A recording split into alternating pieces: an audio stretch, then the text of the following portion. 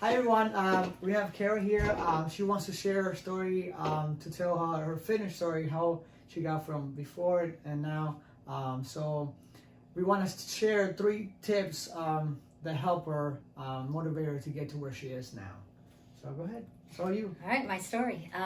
So I've always loved fitness. Years ago, I was involved in it, and it was really something that I was very passionate about. I sort of stepped away from that for a lot of years, and life happened, and I didn't put a lot of focus on myself for a lot of years, and unfortunately, that kind of took its toll. About 7 years ago, I had my son Chase, and I did a little bit here or there, and then sort of just really didn't make very good progress. About a year and a half, 2 years ago, I started to make some changes and decided now is the time. I had always said I wanted to get to a certain level, fitness wise, and I've never done it in all these years. And I said no better time than now. So I think one of the hardest things when I started out was that I needed to be patient with myself. Yeah, that's usually for me, that I try to teach everybody is just like it takes time.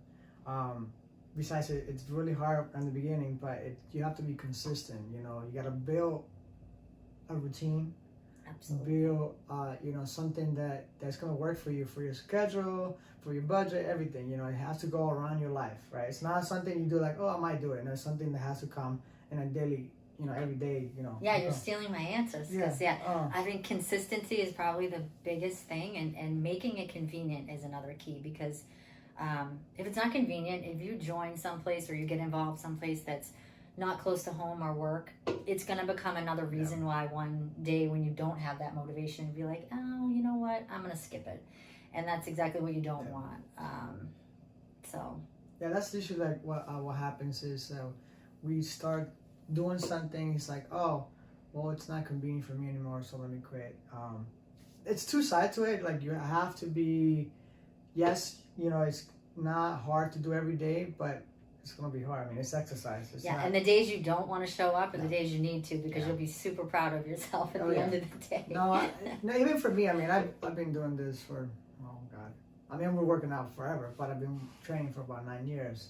So it's like, there's days for me that I don't want to work out. Yeah. But I'm like, I need to, especially, and those are the days that you want to do it. You should do it because you're like, oh, okay, I feel better after. When you're done, and I think on any day, most days it's always like, wow, this is going to be hard. But when you're done, you're like, oh, that was amazing. I'm so glad I did it. Whether it was a good day or a bad day starting, it always feels good at the end. So it's totally worth it.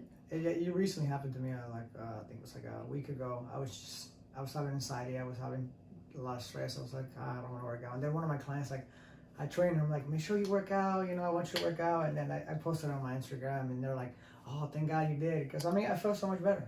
It happens to everybody, and it's always good for us to hear as clients that it happens to you guys, too. Yeah. Because it helps identify. Yeah, you're still human, and it helps us to be like, okay, they're at their top shape, and they still have those days where they're like, no, I don't want to do this. Yeah. So how long did it take you to get to now? I know you're not where you want to be, because even me, I'm still, I would say 80% where I want to be. How long did it take you?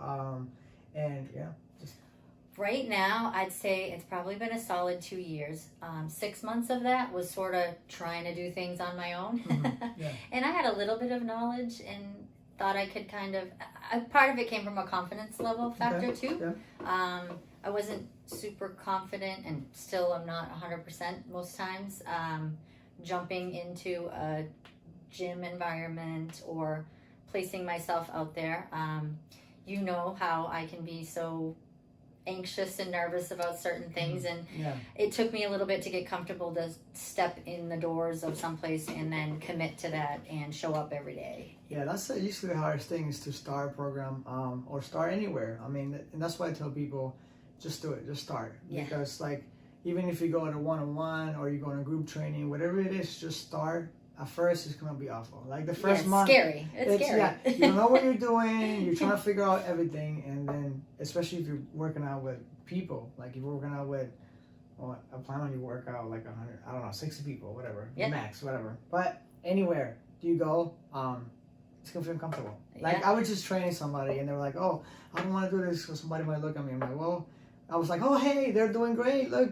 Like, no, Right? they're not gonna be like, "Oh, wow, they're working on themselves, losers." No, they don't. Yeah, No. exactly. Worry about yourself. Worry about what you need for your life, and don't worry about anyone else. We're our worst enemies. I mean, and that goes through my head. I mean, we know pull-ups is my nemesis. It's like I have this fear of jumping up on the bar, and it's just overtakes me, and it's like, oh my God, what if I fall? And so it's sticking with it and getting through those scary times. And the last year and a half has probably been when I've seen my biggest results, and I'm surprised even myself. Just having somebody guiding with the right ideas and on what you need to be eating, and really staying consistent and showing up every day and doing something every day to keep your body moving. It's just made the difference. And so consistency. Yeah. And at first my results were much faster, and we talked about this recently, that it slows down after a certain point, and I've hit that. And so now I'm sort of like, okay, I'm not seeing as much dramatic results, but I know it's happening still. And that's something that is going to happen. You're going to hit that wall, because you have to change it.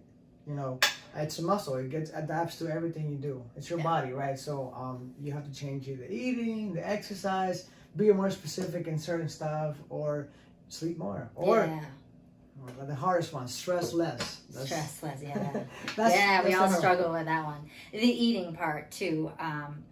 If somebody told me 2 years ago that I would eat the amount of food that I eat and the amount of carbs and things like that, because as a mainstream, it's like just eat less and eat salads, and that's not going to work. It really isn't going to work. No. Your body's still just starving itself. Yeah, it's good to eat salads, but it is exactly, but not that's it. And to be able to eat the way that I eat now, and see how that's changed as my body's transitioned, it's pretty amazing. It's pretty crazy. Yeah, so. The thing is, like, the biggest thing is people are scared of food, and you shouldn't be.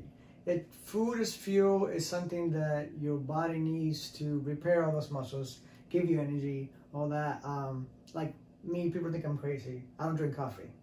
But my fuel, my energy, I know. You're crazy. I know. So my energy is food, right? That's what gives me energy. And breakfast, right now, 4:30, whatever. Yeah. That's when I eat breakfast. But it gives me my energy, and yeah, that mindset of it being this evil thing. It's just when you're eating the wrong things that it's. And bad. I'm gonna post a video later on about that. What should be eating. Because it's such a scare. Like, oh my gosh, I can't have ice cream. I can't have chocolate. I can't. No, it's not that. It isn't. You know, how much can you have of ice cream? How much can you have of chocolate? Because first of all, everybody's different. Yeah. Right. So you might burn more than others. That's why people have good genetics. So there are people with good genetics can burn more or faster metabolism. But doesn't mean the food is bad. It just means that you can just process it differently. Yeah. You're not burning as fast. So that's another thing. Don't be scared. That I say it is don't be scared of the food. Just how much of food are we eating? Yeah, and I you asked some of the as I've gone through things. I think probably one of the other benefits is, as scary as it was walking in and making that step to start. I gained so much more than the physical parts of it. If you're somebody who's anxious or stressed a lot, I mean, that alone, that the benefits I've gotten on that kind of a thing, it's been incredible. Well, that's why I love it. That's why I love exercise all general together, is because it's a mental thing. Yeah. It makes you feel better. Like I tell people, work out. Yes, and when the numbers, don't be so focused on the numbers. Yeah. Right, because numbers will come and go. Right, you're gonna gain more weight. Still learning that. Yeah. Yes, it's a hard one.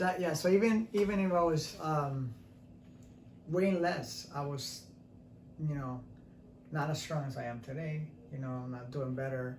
But the biggest thing is to focus on that. Is make sure you're not going crazy in there. Like, oh, I need to get to my goal and overdoing it. Yeah, we know that I've walked down that path for sure, and I got so addicted to that feeling, like we've talked about where you feel so good after you get started that you want to keep feeling that, so you keep coming and you're doing more than you need to be doing.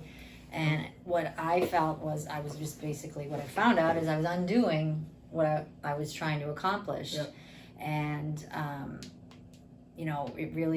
it wasn't beneficial. I didn't feel good in my workouts. I didn't feel strong, and I needed a little talking to, a little wake up call. Because we don't want to just because you're feeling better and get into what you want to be and finding your happy place there.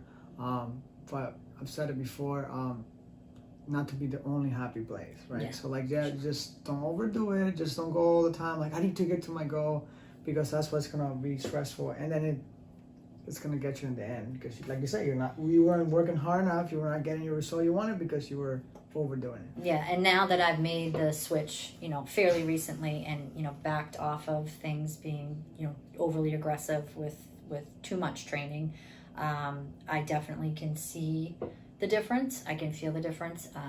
My eating, in response to how my body feels, and especially for recovery, like you say, and my sleeping is much more improved at this point too. Sleeping is gold, because it helps you repair your muscles, everything. I mean, your cells come back to life, basically, new cells every time you sleep. So if you're not doing that enough, then your body's not going to perform at 100%. Yeah, you're never giving them a chance to recover. But that's a topic to really.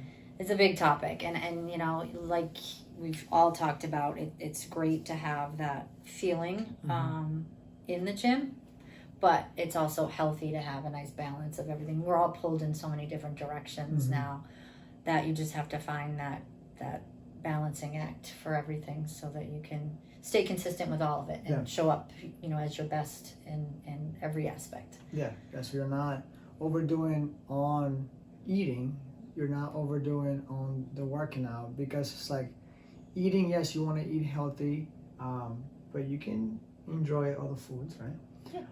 But so when you go out, because then you'd be like the party pooper, like, oh, I can't have any of this. That's a tough one too. You got to learn how to handle those situations, because it's real easy to stay at home and follow your plan and do your thing. But if you're really making it a lifestyle, you have to find a way to navigate that, because it isn't easy a lot of times. And some places are, more agreeable than others and kind of adapting their menu to fit what you're asking for. But one of the best things I remember doing when I was really being very, very strict with everything was researching the restaurant in advance. So if you're going to go out, that's life. You're going to go out. You can't not live. You still have to live.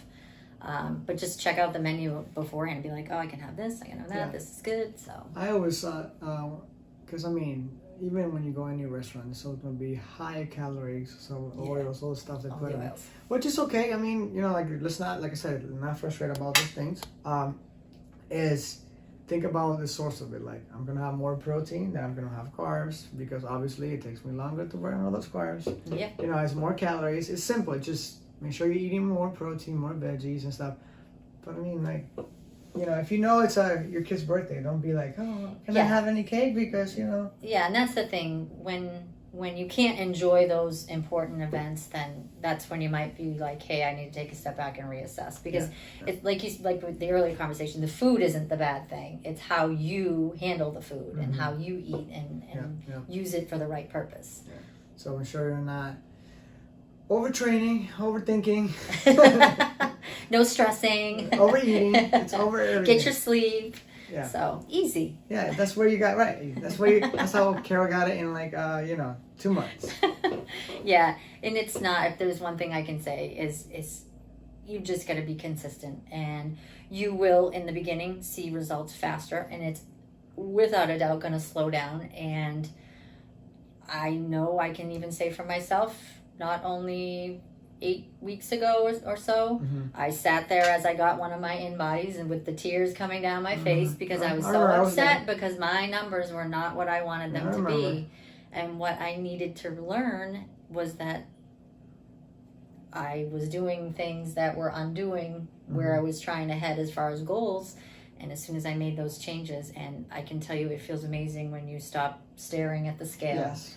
And you stop worrying about the numbers and you just commit and do. Yeah, just get, obviously we all want to look better, perform better, feel better about ourselves. But there's so many things you have to think about. You can't be looking at somebody or anywhere, any program, Instagram or train anybody, be like, oh, I want to be that way. First of all, you got to think about how many hours they put in the gym. Correct. How much are their nutrition.